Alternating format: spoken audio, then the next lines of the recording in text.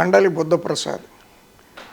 ఆ పేరు తెలియని వాళ్ళు రెండు రాష్ట్రాల్లోనూ రాజకీయ నాయకుల్లో కానీ, రాజకీయ కార్యకర్తల్లో కానీ, రాజకీయ అభిమానుల్లో కానీ ఎవరూ ఉండరు. అవనగడ్డ నియోజకవర్గం నుంచి ఇప్పటికి 3 సార్లు ఆయన ఎమ్మెల్యేగా ఎన్నికయ్యారు. రాజశేఖర రెడ్డి గారి గవర్నమెంట్లో పశుసంవర్ధక శాఖ మంత్రిగా పనిచేస్తూ రాజశేఖర రెడ్డి గారి సొంత గ్రామమైన పులివెందల్లో ఒక గొప్ప ఆధునిక పశు పరిశోధనా కేంద్రాన్ని ఆయన ఏర్పాటు చేశారు. అది ఒక గొప్ప ప్రభుత్వ ఆస్తిగా పులివెందులకి మిగిలిపోయింది, ఆయన మంత్రి పదవిలో ఇప్పుడు లేకపోయినా. అలాగే చంద్రబాబు నాయుడు గారి గవర్నమెంట్లో ఆంధ్రప్రదేశ్ శాసనసభ డిప్యూటీ స్పీకర్గా పనిచేశారు. ఇవి రాజకీయాలు కాకుండా తెలుగు భాషాభివృద్ధికి అనేకమైన చర్యలు తీసుకున్నారు. ప్రపంచవ్యాప్తంగా పర్యటించారు అనేక దేశాల్లో తెలుగు భాషాభివృద్ధికి. ఇప్పుడు జగన్ ప్రభుత్వం తెలుగు భాషను సమూలంగా అంతరింపజేసే విధంగా చర్యలు తీసుకుంటుంది అంటూ ఆయన తీవ్ర ఆవేదనకి లోనవుతున్నారు. పనిలో పనిగా రాజకీయాల్లో కూడా కొనసాగాలి కాబట్టి ఆయన జనసేనలో చేరి అవనగడ్డ నుంచి ఇప్పుడు పోటీ చేశారు. సాధారణంగా టీవీలకి వాటికి ఇంటర్వ్యూలు ఇవ్వటం పట్ల ఆయన పెద్ద ఉత్సాహం వ్యక్తం చేయరు. అయినప్పటికీ ఈరోజు మనతో కాసేపు కూర్చోడానికి అంగీకరించారు. ఆయనకి కృతజ్ఞతలు తెలియజేస్తూ ఆయనతో కాసేపు మాట్లాడదాం. నమస్కారం అండి. నమస్కారం అండి. రాయుడు గారు బాగున్నారా? బాగున్నాను సార్. మీరు స్టూడియోకి వచ్చినందుకు నాకు చాలా సంతోషంగా ఉంది. సీనియర్ జర్నలిస్టు రాయుడు గారితో ఈరోజు సంభాషించడం నిజంగా నేను 40 ఏళ్ళ నుంచి ఉన్నాను, కానీ జర్నలిజంలో 40 ఏళ్ళకు పైబడి మిమ్మల్ని ఇంటర్వ్యూ చేసే రోజు నాకు వస్తుందని కానీ నేను ఎప్పుడు అనుకోలేదు. నేను ఇంటర్వ్యూ చేస్తానని మీరు కూడా అనుకుని ఉండరేమో తెలీదు. అంటే నేను సహజంగా ఇంటర్వ్యూలు ఒప్పుకోవట్లా. I'm very happy. మండలి బుద్ధప్రసాద్ అంటే ఒక బ్రాండ్, మండలి కృష్ణారావు గారు అంటే ఒక బ్రాండ్. ఆయన వారసులు మీరు. రాజకీయాల్లో ఇవాళ గూండాగిరి, నేర చరిత్ర, దౌర్జన్యం, కబ్జా, కేసులు ఇవన్నీ లేకపోతే రాజకీయాల్లో మనుగడ సాగించడం కష్టంగా ఉంది. మీరు ఒక గాంధీయన్ ప్రిన్సిపల్కి కట్టుబడి దేశ విదేశాల్లో కృషి చేస్తూ you are more a social worker than a political personality అనే ఒక ఇంప్రెషన్ ఉంది నాకు. సరే, రాజకీయాల్లో కూడా కొనసాగుతున్నారు. ఇప్పుడు ఇంత సుదీర్ఘమైన అనుభవం, కీర్తి, బ్రాండు ఇన్ని ఉండి కూడా జనసేనలో చేరారు. జనసేనలో చేరినప్పుడు మీకేమనిపించింది? జనసేనలో చేరటం నాకు చాలా తృప్తిని కలిగించింది. అంటే ఎన్ని అనుకోని సంఘటనలు, ఊహించని పరిణామాలు అవి. వాస్తవానికి అవనగడ్డ నియోజకవర్గంలో తెలుగుదేశం పార్టీకి ఇన్ఛార్జిగా నేను ఉన్నాను. అవును. ఈ 5 సంవత్సరాలు కూడా ప్రజల తరపున పోరాడాను. కానీ ఈ పొత్తుల్లో అవనగడ్డ సీటు జనసేనకి కేటాయించడం జరిగింది. చంద్రబాబు గారు చాలామంది ప్రయత్నాలు చేసుకున్నారు. చివరికి పవన్ కళ్యాణ్ గారు ఆయన సర్వేల ఆధారంగా కానివ్వండి, లేదా ఏదన్నా నా మీద వ్యక్తిగతంగా ఉన్న అభిమానంతో కానివ్వండి, వారు జనసేనలోకి నన్ను ఆహ్వానించడం, నేను కూడా అంగీకరించి రావటం జరిగింది. ఎందుకంటే వాస్తవానికి చెప్పాలంటే పవన్ కళ్యాణ్ గారి ఆలోచనలు, నా ఆలోచనలు ఒకే విధంగా ఉంటాయి. ఏనాడు కూడా పవన్ కళ్యాణ్ గారిని ఏ సందర్భంలో కూడా విమర్శించలేదు.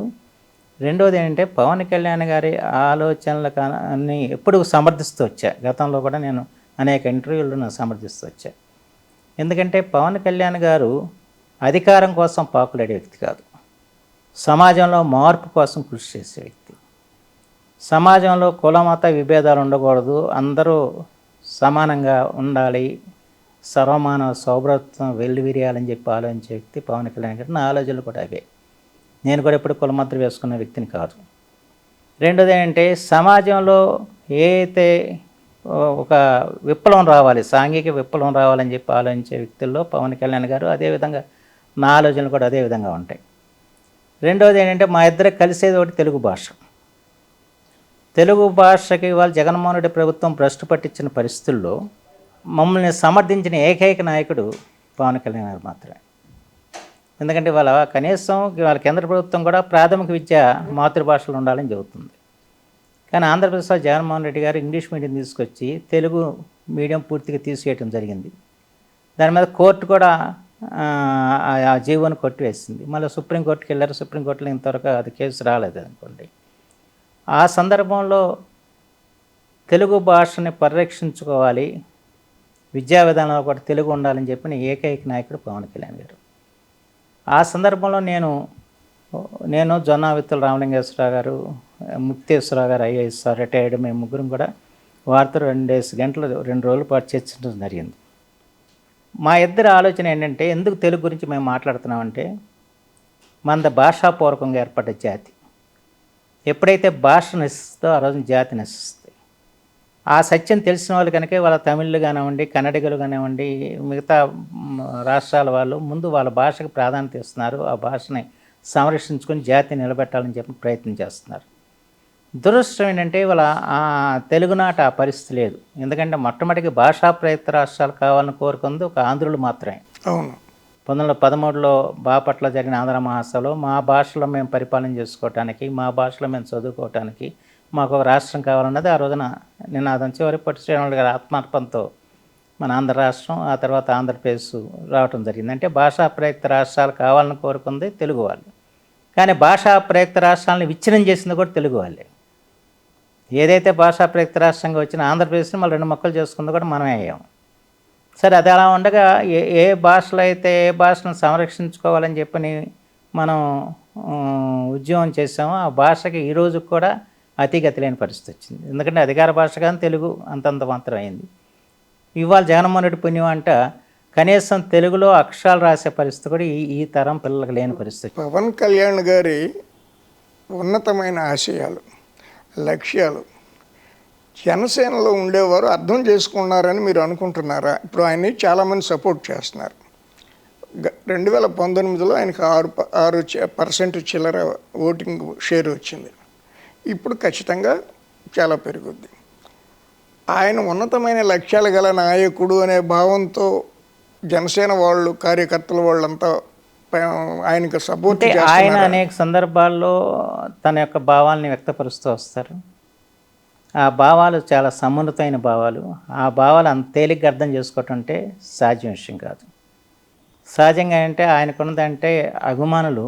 అది ఆ అభిమానులు ఏంటంటే ఆయన మీద అభిమానం చూపిస్తారు తప్ప ఆలోచనల్ని ఎంతవరకు సేకరిస్తారన్నది మీలాగా నాకు కూడా సందేహాస్పదమైన విషయమే. కానీ అది సమయం పట్టిద్ది. ఎందుకంటే ఆయన అర్థం చేసుకోవటంలో కొంత సమయం తీసుకుంటుంది. ఆయన కాపు కాబట్టి కాపు యువత ఎక్కువ ఆయన్ని సమర్థిస్తున్నారు తప్ప ఆయన ఉన్నతమైన లక్ష్యాలు, భావాలని అర్థం చేసుకుని కాదేమో అనేది నా యొక్క అభిప్రాయం. మీరు ఏకీపిస్తారు అంటే ఒక్క కాపు యువత మాత్రం ఆయన్ని సమర్థిస్తుందన్న దాంట్లో నేనైతే ఏకీపించను. ఆయన్ని అన్ని వర్గాల్లోనూ ఆయనకు అభిమానులు ఉన్నారు. అన్ని వర్గాల్లో ఆయన ప్రాణం ఇచ్చే మనుషులు ఉన్నారు. దాంట్లో ఎటువంటి అనుమానం లేదు. కేవలం ఏంటి వాళ్ళ కులముద్ర వేసి ఆయన దించాలని చెప్పిన ప్రయత్నం జరుగుతుంది. అది కరెక్ట్ కాదు. ఆయన ఎప్పుడు కులానికి అంకితమైన మనిషి కాదు. కులాల మధ్య సమైక్యతని కోరుకునే వ్యక్తి. అది ఎన్నికల్లో కూడా మనకు కనిపిస్తుంది కదా ఆ విషయం. అంచేత ఆయన ప్రస్ఫుటంగా ఏంటంటే కులాల మధ్య సామరస్యత ఉండాలి, అభివృద్ధి గురించి ఆలోచించుకోవాలి, మన రాష్ట్రం అగ్రగామిగా ఉండాలి, భారతదేశంలో మన ప్రజలు సుఖశాంతులతో జీవించాలని చెప్పిన ఆలోచన తప్ప ఆయనకి ఎటువంటి స్వార్థం లేదు. ఇప్పుడు Pawan Kalyan is the most popular personality in Andhra Pradesh. Chiranjeevi గారి పాపులారిటీ కంటే కూడా పవన్ కళ్యాణ్ గారి పాపులారిటీ ఈ రాష్ట్రంలో ఎక్కువ. ఈ రాష్ట్రం అంటే ఇన్ ది సెన్స్ తెలుగు రాష్ట్రాల్లో ఎక్కువ. మరొకళ్ళు పొలిటికల్గా ఆలోచిస్తే మరొకళ్ళు ఆయనతో సమానమైన పాపులారిటీ కలిగిన వారు ఎవరూ లేరు. అయినప్పటికీ కేవలం 21 సీట్లకే ఆయన పరిమితం అయ్యారు అవుట్ ఆఫ్ 175. అది జస్టిఫైడ్ అవునా కాదా? ఆయన ఆలోచన కరెక్ట్ అని చెప్పి నేను భావిస్తాను. మనం ఏదో అన్ని సీట్లు తీసుకోవాలి, ఎన్ని తీసుకోవాలని చెప్పిన మనం అనుకుంటాం వేరు, మన బలాన్ని బలహీనత అంచనా వేసుకుని నాయకుడు వ్యవహరించడం వేరు. అందుకని 21 సీట్లు తీసుకోవటం అన్న దాంట్లో ఆయన గెలిపోవటం దృష్టిలో పెట్టుకుని ఎట్టి పరిస్థితుల్లో గెలిచి తీరాలి. మరి ఎక్కువ సీట్లు తీసుకుని పోగొట్టుకోవటం మంచిది కాదు. పోటీ చేసినంత వరకు గెలవాలి అన్న ఆలోచన, గెలవదగ్గ వ్యక్తులు ఎవరన్నది ఆయన తీసుకుని ఇతర పార్టీలో ఉన్నా కూడా ఆయన తన పార్టీ రప్పించుకుని ఇచ్చారు. అంటే గెలిపే ప్రధానంగా చూశారు తప్ప ఊరికి మన సంఖ్యని ఆయన ప్రధానంగా తీసుకోవాలి. ఇప్పుడు 21 మంది ఆయన పార్టీ తరఫున పోటీ చేశారు.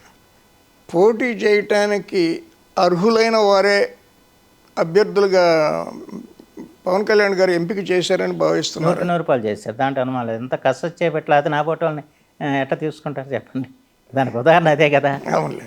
ఇంక నేనే పెద్ద ఉదాహరణ. అంటే చాలా విమర్శలు కూడా ఉన్నాయి. ఆయన లక్ష్యాలు ఉన్నతంగా ఉన్నాయి, భావాలు ఉన్నతంగా ఉన్నాయి, మాటలు ఉన్నతంగా ఉన్నాయి, కానీ నాయకత్వ లక్షణాలే లేవు. నాయకత్వ లక్షణాలు పవన్ కళ్యాణ్ గారికి అలవర్చుకోవడం కోసం ఇంకా చాలా కృషి చేయాలనే ఒక విమర్శ కూడా ఉంది. అది కరెక్ట్ కాదండి అది. ఎందుకంటే ఆయన పడిలేచే కెరటం లాంటి వాడు.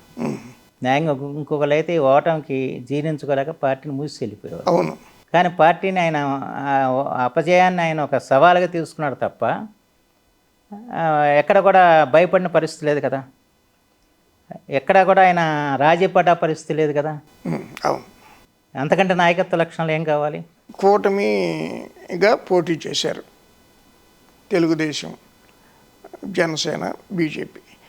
ఈ కూటమి రేపు జూన్ 4న కౌంటింగ్ అధికారంలోకి వస్తుందని మీరు భావిస్తున్నారా? 100 రూపాయలు వస్తుంది, దాంట్లో అనుమానం లేదు. ఎందుకని? కూటమిని కూర్చున్న పవన్ కళ్యాణ్ యొక్క త్యాగం. అసలు కూటమి ఏర్పడటానికి కారకులు ఎవరు? పవన్ కళ్యాణ్ గారు మాత్రమే కదా. ఎందుకంటే ఎప్పుడైతే చంద్రబాబు నాయుడు గారిని అరెస్ట్ చేసి అక్రమంగా అరెస్ట్ చేసి జైల్లో పెట్టారు, ఆయన జైలుకి వెళ్ళి పరామర్శించిన తర్వాత ఆయన వెంటనే ఎటువంటి సంప్రదింపులు లేకుండా ఓటు చీలనమని అంతకు పూర్వం చెప్తున్న మాట నిలబెట్టుకుంటూ తెలుగుదేశం పార్టీతో ఎటువంటి బేరసారాలు చేయకుండా ఆ తర్వాత అక్కడితో ఆయన ఆగల. ఇవాళ రేపొద్దున ఈ రాష్ట్రం అభివృద్ధి చెందాలంటే కేంద్ర ప్రభుత్వ సహకారం అవసరం. ప్రధానమంత్రికి మళ్ళీ తిరిగి మోడీ గారు వస్తారు, దాంట్లో ఎటువంటి సందేహం లేదు. అంచేత బీజేపీని కూడా కలుపుకోవాలని చెప్పి బీజేపీ పెద్దలను ఒప్పించి ఇవాళ కూటమిలోకి తీసుకొచ్చిన వ్యక్తి ఎవరు? పవన్ కళ్యాణ్ గారు. అంచేత ఈ 3 పార్టీలు కలయిక బాగా జరిగింది. 3 పార్టీల మధ్య ఓట్ ట్రాన్స్ఫరింగ్ కూడా అంతే బాగా జరిగింది. 3 పార్టీలు సంబంధించిన కార్యకర్తలందరూ కూడా ఒక కసితో పనిచేసి 3 పార్టీల మధ్య ఓటు ట్రాన్స్ఫర్ బాగా బ్రహ్మాండంగా జరిగింది అనుకుంటున్నారా? 100 రూపాయలు జరిగింది. మీ కూటమి అధికారంలోకి వచ్చింది అని అనుకుందాం ఫర్ డిస్కషన్స్, ఎందుకంటే చెప్పలేం కాబట్టి. పవన్ కళ్యాణ్ గారికి ప్రభుత్వ ఏర్పాటులో కానీ నిర్వహణలో కానీ న్యాయం జరుగుద్దని మీరు అనుకుంటున్నారా? అంటే పవన్ కళ్యాణ్ గారి ఆలోచన ఏంటో నాకైతే తెలియదు. ఆయన పవర్ షేరింగ్ అని అన్నారు. ఆ పవర్ షేరింగ్ ఏ విధంగా ఆయన ఆశిస్తున్నారన్నది నాకైతే తెలియదు. అది నేను దాని మీద ఎప్పుడు కూడా మాట్లాడాల. అందుకని చంద్రబాబు గారు పవన్ కళ్యాణ్ మధ్య ఏం మాట్లాడుకున్నారు, ఏం చేశారన్నది తెలియకుండా మన ఫోటోలను ఊహించుకోవడం కూడా అంత సమంజసం అని అయితే అనుకోను. అంటే పవన్ కళ్యాణ్ గారు త్యాగాలకు ఎక్కువ ప్రిఫరెన్స్ ఇచ్చే మనిషిలాగా కనపడుతున్నారు. దాని సమస్య ఉంది. ఆంధ్రప్రదేశ్ అన్ని త్యాగాలే కదా. అంటే ముఖ్యమంత్రి మీరే చేయండి, లేదా పరిపాలన మీరే చేయండి, నేను అవుట్ సైడ్ ది గవర్నమెంట్ ఉంటానని కూడా అంటారేమోనని కూడా కొంతమంది అంటున్నారు. ఆయన త్యాగాలు చేసే తీరు చూసి అభిమానులేమో గుండెలు పగిలి చచ్చిపోతున్నారు, పవన్ కళ్యాణ్కి న్యాయం జరగదేమోనని. మీ వ్యక్తిగతంగా మీరేమనుకుంటున్నారు? ఏదైనా రేపు వచ్చే కూటమి ప్రభుత్వం పవన్ కళ్యాణ్ గారి కనుసన్నల్లోనే నడుస్తుంది, దాంట్లో అనుసంధానం లేదు. అయితే పవర్ షేరింగ్ ఎలా ఉంటుంది అన్నది నేనే చెప్పలేను, ఎందుకంటే వారిద్దరే మాడుకున్నారు నాకైతే. కానీ దాని నిర్వహణలో ఆయన ప్రభావం ఉంటుంది. 100 రూపాయలు ఉంటుంది. ప్రభుత్వం ఎక్కడ కూడా తప్పటడుగులు వేయకుండా ప్రజాశ్రేయస్సును కాంక్షిస్తూ పనిచేసే రీతిలో పవన్ కళ్యాణ్ గారి పాత్ర మాత్రం చాలా ప్రధానంగా ఉంటుంది. పవన్ కళ్యాణ్ గారిని పక్కన పెడదాం. ప్రభుత్వం ఏర్పడితే సరే, టీడీపీ మంత్రులు ఎదుర్కొంటారు, జనసేనకు కూడా తగిన న్యాయం జరుగుద్ది, జనసేన నుంచి గెలిచే శాసనసభ్యులకు కూడా తగిన న్యాయం జరుగుతుంది చంద్రబాబు గారి హయాంలో అని అనుకుంటున్నారా? ఖచ్చితంగా జరిగిద్ది, దాంట్లో అనుమానం లేదుగా. ఖచ్చితంగా జరుగుతుంది. ఎందుకంటే అంత తేలిగ్గా జనసేన తీసేసే పరిస్థితి చంద్రబాబు గారి దగ్గర ఉండదు. ఎందుకంటే చంద్రబాబు గారు పవన్ కళ్యాణ్ గారిని ఎంతో అభిమానిస్తాడు, పవన్ కళ్యాణ్ గారు చంద్రబాబు గారిని ఎంతో గౌరవిస్తాడు. అది అందరూ తెలిసిన సత్యం. అవును. అంచేత వాళ్ళిద్దరి మధ్య ఏదో వైరుధ్యాలు వస్తాయని కానీ ఒకరినొకరు తక్కువ చూసుకుంటారన్నది అది ఊహలకు అందని విషయం. అది ఇప్పుడు మీరు అవన్గఢ్లో పోటీ చేశారు జనసేన అభ్యర్థిగా. రాష్ట్రంలో పోలింగ్ సక్రమంగా జరిగింది, రిగ్గింగ్ లేకుండా, దొంగ ఓట్లు లేకుండా, వైలెన్స్ అంటే in the sense Tadipatri, Macherla అవి తీసేస్తే, చిన్న నసరావుపేట అవి తీసేస్తే అదంతా వైలెన్స్ ఏరియా కాబట్టి వైలెన్స్ జరగకపోతే వాళ్ళు ఆశ్చర్యపోతారు, ఏంటి అసలు వైలెన్స్ లేకుండా ఎలక్షన్ జరిగింది, వాట్ ఈస్ దిస్. అంటే ఆ మాత్రం వైలెన్స్ జరగటం కూడా దురదృష్టకరమైన పరిస్థితి ఆంధ్రదేశంలో. ఎలక్షన్ కమిషన్ కూడా ఇప్పుడు సీరియస్ అయింది కదా ఆ విషయంలో. అంటే వ్యవస్థ, వాళ్ళ పోలీస్ వ్యవస్థ, అధికార వ్యవస్థ ఫెయిల్ అయినట్లు లెక్క, దాంట్లో అనుమానం లేదు కదా. 2-3 చోట్ల జరిగినామండి, పల్నాడు జరిగినామండి, తాడిపత్రులు జరిగినామండి. ఆంధ్రదేశానికి అది సిగ్గుచేటని విషయం. ప్రత్యేకించి వాళ్ళ ప్రభుత్వ వ్యవస్థ ఫెయిల్ అయింది, దాంట్లో అనుమానం. దాంట్లో డౌట్ ఏముంది, కానీ ఫెయిల్ అవ్వకపోతే మిగతా చోట్ల మాత్రం ప్రశాంతంగా జరిగింది. ఎలక్షన్ కమిషన్ అంతమంది పోలీస్ ఆఫీసర్స్ని సస్పెండ్ చేయడం, తీసేయటం ఎందుకు చేస్తుంది? చిన్న విషయం కాదు కదా. డీజీపీ నుంచి ఎస్ఐ వరకు చేశారు. అందువల్ల పోలీసు వ్యవస్థ అనేది ఫెయిల్ అయిందనే దాంట్లో సెకండ్ ఒపీనియన్ ఏమీ లేదు ఎవరికి కూడా. కానీ మిగతా చోట్ల ప్రశాంతంగా జరిగింది, దాంట్లో అనుమానం.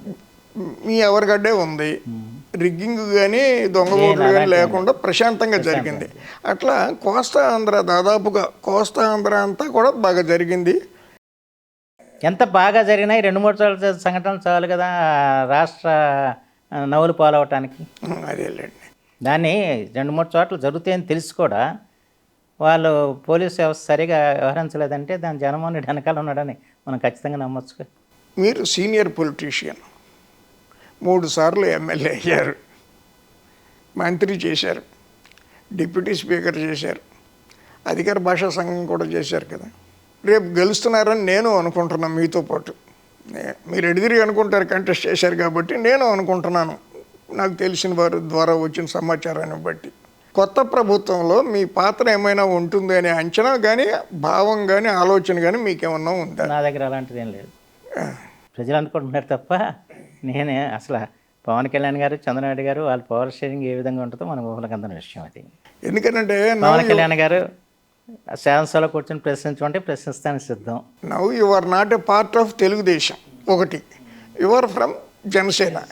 సో జనసేనకి తెలుగుదేశం వాళ్ళు ఇచ్చే ప్రిఫరెన్స్ని బట్టి మీకు ఒక అవకాశం రావచ్చు అనేది ఒక అంచనాగా ఉన్నది.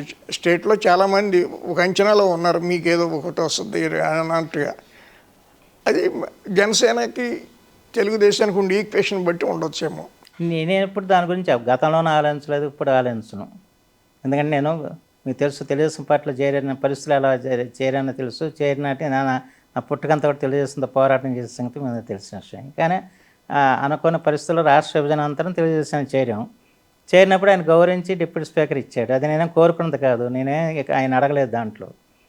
అట్లాగే ఇప్పుడు నేను ఎవరిని ఈ విషయం నాకు ఆ పథకాలు ఈ పథకాలను అడిగే ప్రసక్తి లేదు. వాళ్ళు నన్ను ఏ విధంగా ఉపయోగించుకుంటారో అది పవన్ కళ్యాణ్ గారి ఇష్టం. ఇప్పుడు మీరు జనసేన ఏమో నామినేషన్స్ ముందు లేకపోతే కోడ్డుకు ముందు జాయిన్ అయ్యారు. గత 5 ఏళ్లుగా మన అవనగడ్డ నియోజకవర్గంలో జనసేన కోసం కష్టపడుతున్న కార్యకర్తలు వాళ్ళంతా ఉన్నారు. వాళ్ళ నుంచి మొన్నటి ఎలక్షన్లో మీకు పూర్తి సహకారం అందింది. 100 రూపాయలు 100 రూపాయలు అందరూ హృదయపూర్తిగా చేశారు దాంట్లో. మనం అంటే మొదట్లో కొంత అసంతృప్తి చెందారు. సహజంగా అంటే ఇప్పుడు టిక్కెట్లు ఆశించిన వాళ్ళు కొంతమంది ఉంటారు, వాళ్ళు నిజమైన జనసైనికులు కాదు, బయట నుంచి ఏదో డబ్బు ఉన్న వాళ్ళు కొంత ప్రయత్నం చేస్తున్నారు. వాళ్ళు రాకపోతే వాళ్ళు ఏదో కొంత రకరకాలుగా మాట్లాడారు. ఒక ఆయన అయితే నాకు 300 ఎకరాలు ఉందని చెప్పాడు. ఆ 300 ఎకరాలు ఉంటే నేను నా అఫిడవిట్లో నా ఆస్తి అంతా చెప్పా, నా ఆస్తి నా అప్పులు సరిసమానంగా ఉన్నాయి. లేదండి ఈయన తప్పుడు అఫిడవిట్ ఇచ్చాడు, ఈ 300 ఎకరాల సంబంధించిన సమాచారం నా దగ్గర ఉందని చెప్పి చెప్పచ్చుగా, రిటర్న్ కలిసి పెడితే నా నామినేషన్ తోసిపారేసేవాళ్ళు కదా. ఎందుకు చేయలేదు? ఊరికి ఏదో మాట్లాడేస్తే ఉపయోగం లేదు కదా దానివల్ల. రేపు గెలిచిన తర్వాత అంటే గెలవక ముందు కూడా, లేకపోతే గెలిచే ఆలోచన లేనప్పుడు కూడా దిల్సీమ కోసం మీరు కృషి చేశారు, అదేమి కాదు. బట్ రేపు ఎమ్మెల్యే అయిన తర్వాత లేకపోతే ప్రభుత్వం వచ్చిన తర్వాత దిల్సీమకి కొత్తగా మీరు చేయాలని అంటే ఇప్పుడు కొత్తగా చేసే సంగతుల తర్వాత కానీ ఉన్నది ముఖ్యంగా అంటే మాది వ్యవసాయ ప్రధానమైన నియోజకవర్గం. పెనుమూడి పులిగడ్డ వంతెన అనేది ఒక అద్భుతమైన ఆలోచన. ఇప్పుడు ఎలా వచ్చిందంటే 5 సంవత్సరాల్లో కొత్త ఆలోచించి బ్రిడ్జీలు కడతాం అయినా పక్కన పెట్టండి, మొత్తం రోడ్లన్నీ ధ్వంసం అయిపోయినాయి. ఇప్పుడు ఆ రోడ్లు వేయాలంటే 200-300 కోట్ల రూపాయలు కావాలి. అన్నిటికంటే ప్రధానమైనది ఏంటంటే వ్యవసాయ ప్రధాన నియోజకవర్గం కనుక వాళ్ళు సాగునీరు అందక దాదాపు 5-6 వేల ఎకరాలు పంట 5 సంవత్సరాలు పంట పండించు. ఇప్పుడు కాలువల్లో గుర్రపడెక్కాకు తీయించేసి రోడ్లు వేస్తే చాలు. మీరేం ముందు సాగునీరు అందించే ప్రయత్నం చేయాలి. రెండో తాగునీటి కటకట సామాన్యంగా లేదు. ముందు పంటలు పండించకుండా సాగునీరు, మనిషి జీవించడానికి తాగునీరు ఈ రెండు అందిస్తే చాలు ప్రస్తుతానికి. తర్వాత ఏం చేస్తాం అన్నది ఇంకా మా ప్రణాళిక చాలా ఉంది. ఇప్పుడు కరకట్ట రోడ్డు ఒకటి బాగు చేస్తే చాలు, చాలా వరకు. చాలా ఉన్నాయి. అంటే ఇంకా చేయాల్సిన ఎదురుమండి ఏటం ఒక మధ్య బ్రిడ్జి కట్టాలి. అట్లా ఇంకా అనేక కార్యక్రమాలు ఉన్నాయి. తర్వాత దాదాపు 30,000 కోట్ల రూపాయలతో పెట్టిన క్షిపణి కేంద్రం, రాకెట్ ప్రయోగ కేంద్రం, అది వాళ్ళ ఊసి లేకుండా పోయింది. అదే అలాంటి మళ్ళీ ఎలా తేవాలన్నది ఆలోచించాలి కేంద్ర ప్రభుత్వంతో. డిఆర్డిఓ వాళ్ళు నాగాలంక అదే డిఆర్డీ వాళ్ళది, అది 30,000 కోట్లు అది ఆ ప్రాజెక్టు. మొత్తం షేప్ మారిపోను లేదు అసలు, ఇప్పుడు లేకుండా పోయింది 5 సంవత్సరాలు. సతీష్ రెడ్డి గారు కూడా లేరు.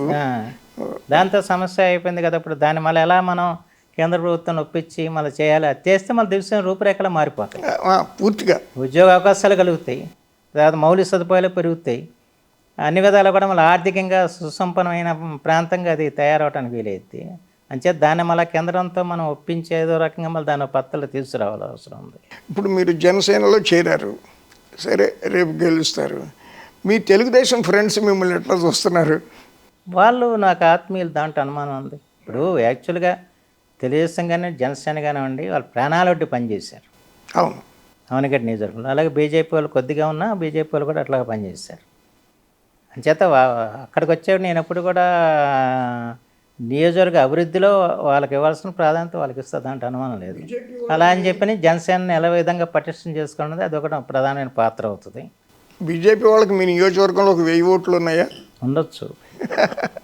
నాయకుడు ఎవరన్నా ఉన్నారా చెప్పగలిగారు? నాయకులు ఉంటారు అనుకోండి, మండల ప్రెసిడెంట్లు, జిల్లా ఉంటారు, వాళ్ళందరూ పనిచేస్తారు, దాంట్లో అనుమానం లేదు. సార్ నమస్కారం. నమస్కారం.